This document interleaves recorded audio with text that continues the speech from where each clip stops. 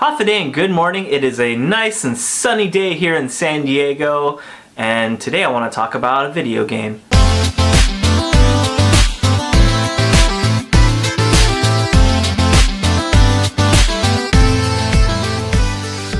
So the video game I'm talking about is No Man's Sky. After the latest update for Fortnite's regular patch and the removal of the 50 health shield and materials on kill, I decided I kind of just wanted to take a break. I wasn't having as much fun in the regular games after they implemented that change, and I was just searching for something new. I had No Man's Sky since its launch back in 2016, and there's a lot of hype surrounding the new update that's coming out. I think it's called Beyond. They're going to implement VR and something like an MMO type of experience, more than what it is right now. And today I just logged in maybe a good 8 to 10 hours of gameplay since I quit back in 2016, and I kind of want to talk about my experience. If you were there for the 2016 launch of No Man's Sky, it was a little terrible, if I'm going to be honest. They kind of sold the game as this awesome experience, traveling a universe that was so inconceivably large that you may never actually meet the center, and you may never run into another player.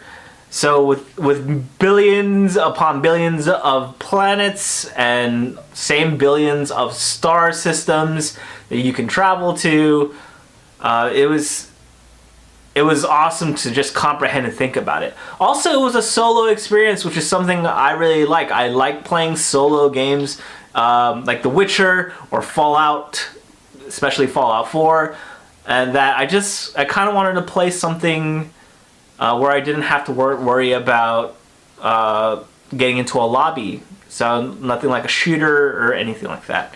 So I picked up No Man's Sky in 2016, and I was super hyped to play it. When I got the game and I started playing through it, I was having a lot of fun. It was cool repairing your ship, flying your ship around these planets and these stars, warping to different systems, checking out the different races. But after a while, it just gets super repetitive and boring. And that's mainly the reason. So there's also a lot of, I guess, controversy about the statements that the founder of the studio, Hello Games, was saying that you can actually meet up with people in real life, which was not true.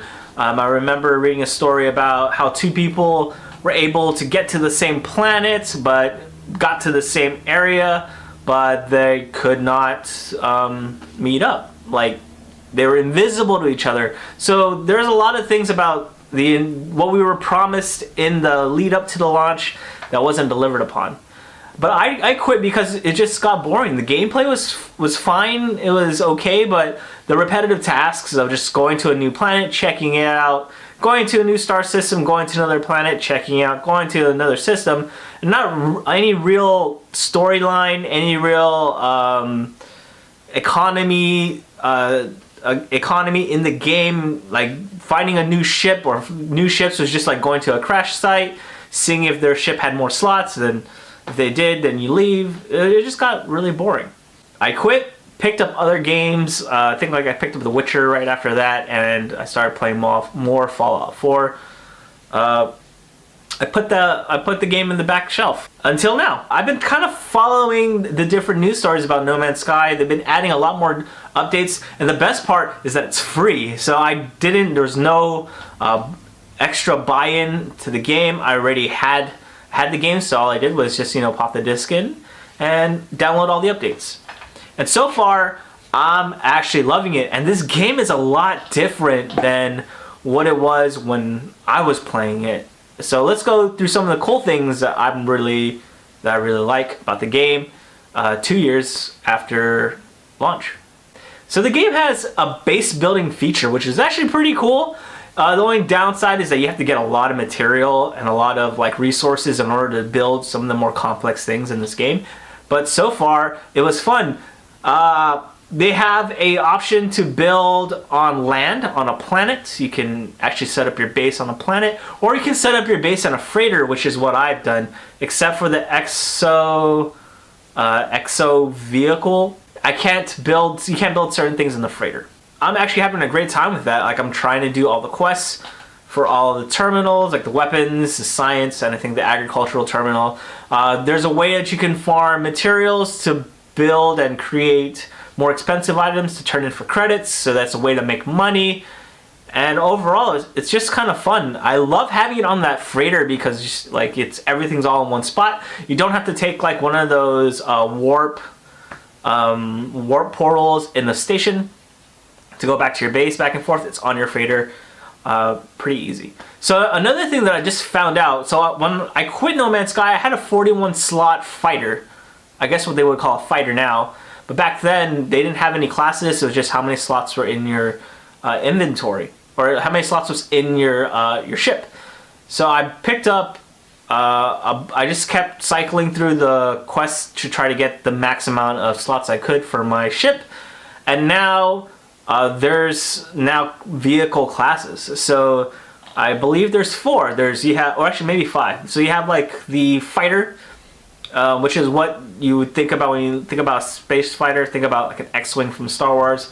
You have a shuttle, which is like a smaller, looks smaller style of ship, maybe something that you would think about like a space shuttle almost. You have an explorer, which is very science fiction looking, and you have a hauler, which is basically like a big cargo ship. Which comes with most slots, and they have an exotic, which is a bunch of stuff. And I'll hopefully I'll have pictures of, or have video, all this stuff to show you what these kind of ships look like.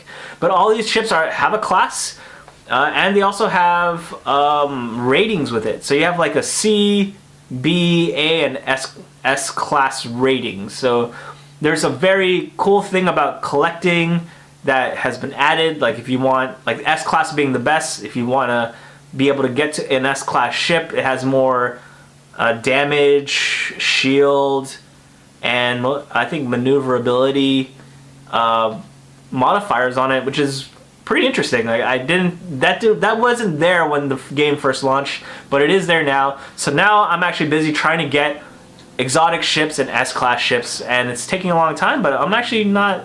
It's not too bad. Like I think that's one thing about a lot of gamers, especially like.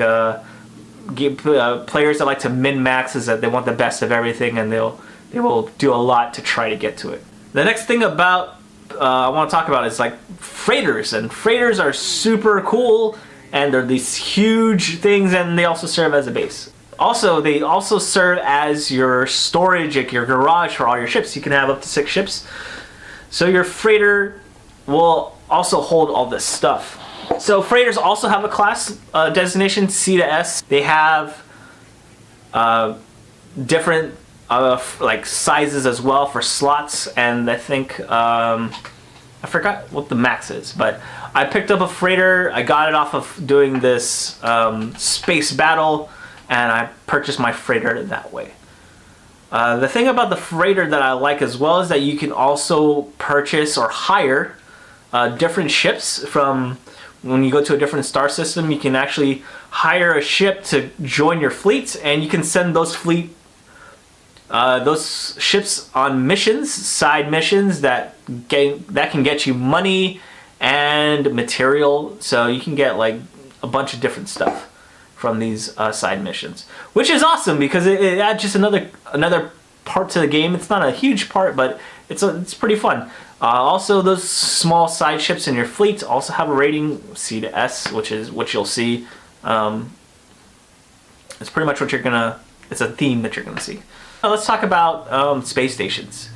So space stations have also gotten an upgrade. Before it used to be just like one side was like a, I don't know, it looked like a quarters, like a ship quarters, and the other side was like this one room with the alien of the specific race that controls that star system, and you talk to that person. Now it's this huge thing. Like you actually have one side which has like your trade terminal.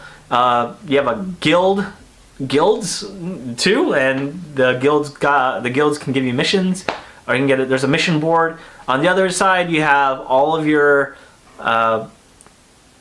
let's exosuit, multi-tool, and ship and exo vehicles.